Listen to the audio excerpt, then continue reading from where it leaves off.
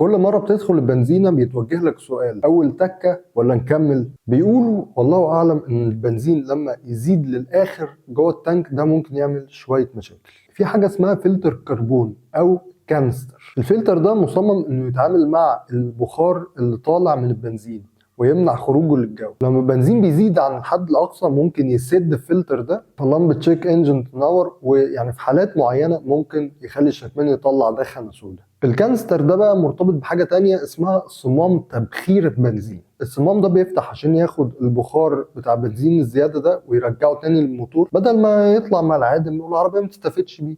لو في بنزين زيادة الصمام ده ممكن يبوظ، ساعتها استهلاك البنزين ممكن يزيد واستجابة العربية ممكن تتأثر. غير كده في الحر بقى البنزين بيتمدد، ده لو خلى كمية البنزين اللي في التانك زيادة ممكن يعمل تسريب أو يسبب واحدة من المشاكل اللي قلت لك عليها دي. فالخلاصة يعني وانت بتحط بنزين خليك عند أول تكة وخلاص، المكنة عارفة كويس هي بتعمل ايه. أخوكم السويق أحمد خالد برغي في كل حاجة ليها علاقة بالعربيات بره وجوه.